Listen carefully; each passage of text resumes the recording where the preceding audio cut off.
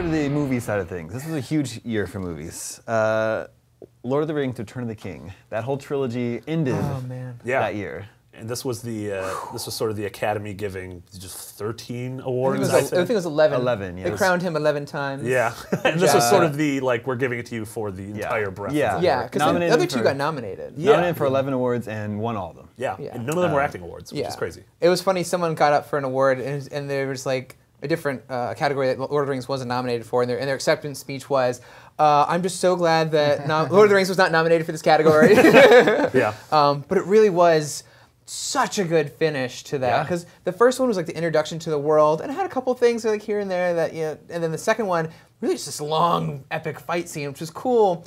But the third one just reached that other level, right? Of just so many like iconic moments. So with obviously Gollum like falling in with the ring, spoiler. But also just like kind of smaller moments of like Gandalf riding out into the field to fend off the wraiths with his staff. Just a little burst of magic. There wasn't like it's not like Harry Potter where they're doing magic in every other scene. So they really knew how to like keep the fantasy in check. So when you did see it, it blew your mind.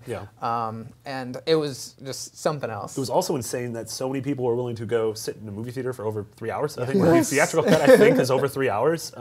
It has 115 endings. No, that was a joke. They got nominated for 11 awards, one for each ending. I mean, I feel like, again, in hindsight, incredible movie, classic trilogy, but going into it, it feels like a miracle that those movies were good at all. I agree. I remember being very skeptical when I heard they were doing this. I mean, rightly Lord of the Rings trilogy, and it was Peter Jackson, who I liked. I like Brain Dead. I like Dead Alive, and Frighteners. He's like this like goofy like splatter director, and now he's going to do this epic fantasy trilogy. It's like and based on what we've seen about Peter Jackson since, I mean, I actually like King Kong and some of his other stuff, but generally, like he had this career beforehand, and then boom, Lord of the Rings. And then sort of some weird stuff afterwards. What were you doing right there? It was like so incredible. Why did you lose weight? It must have been the weight.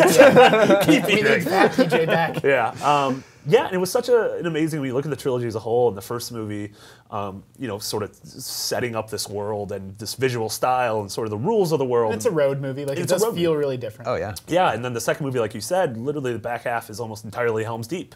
And then you getting in the third movie and it being able to tie up all the loose ends and really deliver, like, every one of the principal 20 main characters gets a really awesome and emotional moment. That range from like badass stuff like the ghost coming out or Orlando Bloom killing all the elephants. That still only counts as one. It's so good. And that woman like, I'm not a man. Like, I'm no man. Kills like, the head guy. All these rad moments. And then the fact that later, I think the next year when it came out on DVD, the extended edition, like people were like, yes, I want to see another hour of this movie. More. Well, we got to see Saruman's scenes because they were cut out of the theatrical release. That's right. Yeah, they just kind of like ignored that he was still alive. See, I love those extended editions so much, both the films and the special features, that I forget. It's all blurred to me. Like I haven't watched the regular editions of those movies in a decade. I only ever see the extended. And you mentioning Christopher Lee and Ian McKellen, just like some world-class actors dressing up as wizards. And that's so good. Much like the Harry Potter franchise. Just getting top-notch talent to be in these movies, it's just career making for a lot of people. So good. Like you said, and it combined with these actors who had these amazing careers beforehand, and then sort of introduced people to Viggo Mortensen and Orlando Bloom and these people that have been around, or like Elijah Wood, like people that hadn't really had a chance to like show their. It's such a miracle that it didn't turn out like a terrible camp. Like I know, it's crazy to think that every actor is like perfect for the like. I can't imagine any character being a different actor. It's just like, yep, that's that character. I love that it opens with Smeagol's flashback. Yes. I feel like because it's so long, the whole the trilogy is so long that he actually has time to do things like that, like he would if it were a TV series. Like you can have flashbacks and do all these. I actually thought I was in the wrong movie, right? Because I didn't understand. I was like, what is this? I mean, it was also looking at it and paralleling it with the prequel trilogy, the Star Wars trilogy, just how satisfying this was compared to how disappointing. How many film trilogies actually deliver the way that this one does? Like, normally a lot don't. Like they dropped the ball in the third one. Like even like the Dark Knight trilogy, the third one wasn't very good. Spider-Man 3 wasn't very good. X-Men 3, I'm gonna cry just thinking about it. Need we even mention the Matrix trilogy? Yeah. It's it's an incredible achievement that this worked and it worked so well. Went on a high note. We also owe Lord of the Rings, and the first Lord of the Rings and the first Harry Potter came out the same year in the movies, and we owe sort of the continued over a decade later resurgence of fantasy to those two franchises. Yeah.